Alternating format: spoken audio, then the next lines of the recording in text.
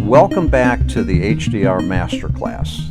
You are to be congratulated for having come this far in this course. We've talked about HDR examples, HDR benefits. We went through some fundamentals. We've defined HDR. And in the previous segment, we went through capturing for HDR. Now, the capturing portion might have intimidated you a little bit. It's if you're not familiar with HDR, you've never tried it before, this is your first exposure, well, all those graphics and all those steps and everything in the previous segment might be a little intimidating. Well, I can appreciate that. I can understand that. You know, when you're in the field with your camera, there's a lot going on. Even if you have a really nice landscape scene, there's really nothing happening. I mean, we're not talking sports photography and that sort of thing. You still have a lot of things that you need to consider if you want to get the best possible capture of a photo. And I mean, there's f-stop and shutter and which mode should you be in, and you know, white balance and ISO and all that stuff. What we don't want is a situation where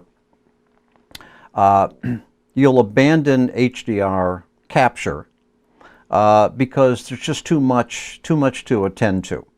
Now, in the previous segment, we talked about capturing for HDR, and I really boiled it down to it's really a three-step process. You find the point at which the camera is not clipping say the darks, and then you find the point at which the camera is not clipping for highlights, and then you set up your AE bracket, and then you shoot, and then you do it again. So really, adding HDR photography is to your other photographic tasks doesn't really have to add an awful lot, but it still does add something. Now, I have learned over the years that I can be in a particular photographic scenario, and I forget things too. You know, sometimes I'll, I don't know, maybe I'll set the camera up in manual, and then I'll set the f-stop, and I'm all happy with that. But then, well, maybe I forgot to set the ISO, or maybe I forgot to set the white balance, and yeah, you know, and then you got to kind of start all over again. Well, I get it, but we don't really have to be magicians when it comes to photography. There's absolutely nothing wrong in us having memory triggers. So that brings us to the point of this segment. I have developed a field guide that is specifically to assist with HDR photography. There is a number of graphical symbols on the guide itself, and those are intended to provide a memory trigger to help you remember some of the things that go into the HDR capture sequence. And on the back of this, this is folded. This is an 8.5 by 11 page, and it has been folded. And so on the back, I have overlaid words on top of the graphical symbols. And eventually, you'll get to a point, hopefully, where you don't need those words anymore, and you can just go out the field and use the actual guide. And then ideally you get to a point where this just is all second nature to you, and you don't even need this guide anymore. But this field capture guide is something that can be downloaded. You can print it, take it to a local stationery store or a quick copy outlet, and have them printed in color. as an 8.5 by 11 and then fold it. All right, and you've got yourself a pretty decent guide. So let's talk about this guide. I want to step down through each one of the graphical symbols and help you appreciate why the symbol is there and what it's trying to remind you of when you're in the field. So this guide here really kind of breaks down into a number of different steps or meanings. They're not necessarily a sequential steps. You could certainly start with one. For instance, you might want to start with the camera on the tripod. Well, it's number 12 here, but that doesn't necessarily mean that's your last step. All right? So it really depends upon you. The point and the purpose of this field guide is to give you a number of memory joggers. It's not telling you the sequence in which you would do every single HDR capture. But basically you've got compose a scene, and that is the graphical representation that I've chosen when I authored this HDR capture field guide. And it's reminding you, well, compose on the scene.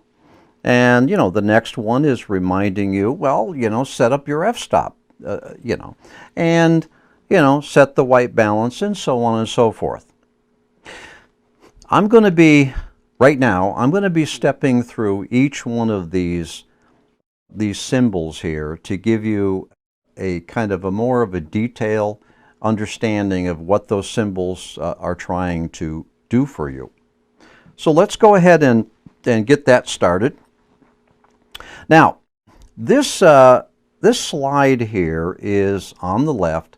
It's just a vertical list of the various symbols that we're going to walk through. Over on the right, here's a box. And certainly you could always pause the video and dwell on some of this text more. I'm going to go ahead and walk you through it to help you better understand the overall sequence. Now, each on the right side, I've got action, I've got reason, and exception. Basically, the action is, well, this is the setting that you might want to pay attention to on the camera at that particular point. This might be the reason for why you would want to set the camera up or pay attention to that particular step. And then, of course, there's always exceptions. And we want to be able to understand that not all of these symbols will apply in all scenarios. So let's get started by talking about the very first one. Now, do keep in mind that is the symbol. All right. Now, what I like to do is I like to compose early. I like to set the camera up. I like to get it on the tripod, point it in the direction that I want, frame it up, do the zoom on the lens. I like to just really understand the scene that I'm trying to capture. I like to compose early. Now, the nice thing about composing early is because, as you'll see here in the reason, why I like to compose early is because I can early on decide whether or not I'm going to have a clipping scenario. And you've heard a lot about clipping. You probably don't want to ever hear about it again. But clipping is really an important aspect of HDR photography. I like to compose first so that I can determine whether or not I even need to shoot that scene in HDR. In other words, if I have clipping, then I'm probably going to want to do high dynamic range so that I can, in post-processing, in tone mapping, so that I can manipulate the final image so that I don't have any loss of the darks or loss of the whites. All right, now, what I like to do next is I like to set up the f-stop. The aperture has a lot to do with things like depth of field, and really depth of field is part of your composition. So I like to do that. I like to do the f-stop very early on. And I do, as I've mentioned before, I tend to shoot in aperture priority when I'm doing field capture for HDR. Continuing on, what I like to do next is set up the white balance. I mean, that's important. You're not always going to be in a situation where you can just leave the camera on auto white balance. So that is another aspect of setting up for an HDR sequence that I like to pay attention to. The next thing I do is activate the histogram. All right. You've heard it before, you'll hear it again. The histogram is actually quite important to the whole process of shooting a capture sequence for HDR processing. So I like to get that histogram displayed early on. I like to shoot for HDR in aperture priority. I want to be in charge of the aperture, which was a few steps earlier, and I like to be in charge of the ISO, which is the next step. But I really feel that I just want to leave the camera to decide the shutter speed. Do keep in mind that we're going to be ultimately firing an automatic exposure bracket, an AEB, and during that sequence, that automated AEB sequence, the camera is most certainly going to be adjusting the exposure from one frame to the next, but I also want the camera to be adjusting the shutter from one frame to the next. This is why I like to be in aperture priority mode, to allow the camera to be able to, from one shot to the next in the AEB bracket, I like the camera to also be deciding the shutter speed. All right. I like to set up the ISO. I want to be in charge of the ISO. That's very important to me. As I had mentioned in a previous segment, the whole idea here is for you to come back to your processing, your tone mapping, with the best possible capture sequence. And ISO will have a lot to do with the quality, the technical quality of your capture sequence. So let's continue on. I like to set up for spot metering. I really don't want the camera to be trying to meter across the entire field, the entire frame. I like to put that spot meter usually right in the center and just have the camera focus on the metering within a spot. Set up the AEB. I mean, we're going to need that, so that's something else that we need to pay attention to in the field. I always set when I'm doing an HDR capture sequence, I always use either the camera's timer, typically 2 seconds is perfectly fine. What I like to do with the 2 seconds is just trigger the shutter and then hands off, and then let the AEB sequence take care of itself without me handling or touching the camera. And but certainly a remote link is perfectly fine. A remote, the idea is hands off the camera so that you have minimum camera shake during the AEB bracketing sequence. All right, and certainly deciding what focus you want, manual focus, automatic focus, that really doesn't impact the HDR capture sequence.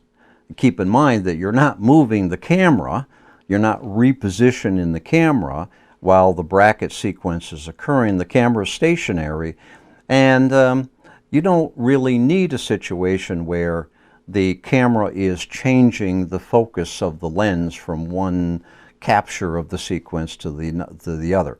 So manual focus is perfectly fine. Automatic focus, fine. You're probably not going to have a whole lot of focus adjustments that have to be made. I like to turn the lens image stabilization. I like to turn that off. Again, I don't want anything that could possibly damage the image quality from one captured frame to the next in the capture sequence. If you want, you could even, in many cameras, you can actually lock up the camera, the mirror, so that the mirror doesn't flap up when the shutter opens. So you could lock it up if you want. Now, of course, when you do that, you lose your image viewfinder. All right, but the idea is at the last possible moment, lock that mirror up so that you don't have a mirror flapping around. And of course, obviously, this applies to digital SLRs. Doesn't apply to mirrorless, but nonetheless, it is an option that you have. And then I always like to be on a tripod, especially when I'm shooting for HDR. I am not a proponent of shooting for HDR handheld, and I guess the primary reason for that, at least in my own mind, is, and I've mentioned this before, I choose to come back with a captured sequence or a lot of captured sequences with the best possible image quality that I can get in the field, because I'm moving into a 32-bit environment. Mistakes are going to be exaggerated, and camera shake or movement or blurring is going to be very, very difficult to fix, especially if you have blurring in one frame but not the other, or not the other. So you've got one frame with blurring because you're hand holding it now, all right? And it's very difficult to merge images that have a defect in one, but that defect is no longer in the, say, another one or the other two. So I am not in favor of shooting handheld, even if I can. As a matter of fact, I don't even remember the last time I was in the field with my camera where I didn't have a tripod. And probably the only time I don't do tripods is maybe family gatherings when I'm just wandering around taking photos of everybody, impromptu. But when I'm doing HDR field capture, a tripod is actually quite an important instrument. So there you go. So here is the various symbols pertaining to the HDR Field Capture Guide. I think you're going to find that this is a very valuable tool to have. And really, if you want to take a few moments and take a look at this particular slide, you'll get a sense that some of these, I mean, if we were to categorize them, some of them are pertaining to your composition, some pertain to your scene, some of these pertain to the camera itself, and then of course capture. I'll erase these so that you can take a closer look if you want to pause the video. So, you ready? The idea here, compose the scene. Now here, let me do this. All right, compose the scene, set up your f-stop, set up your white balance, set up your histogram so it's displaying, set up your ISO, and then get your camera in spot meter mode. Put it in AV if that's what's going to work for you. All right, IS, image stabilization on the lens is turned off. Camera's on a tripod, and shoot it. All right, so get yourself the Field Capture Guide. Use it, have fun with it, enjoy it, and make your field captures the best you possibly can. All right, so we're gonna end this segment here.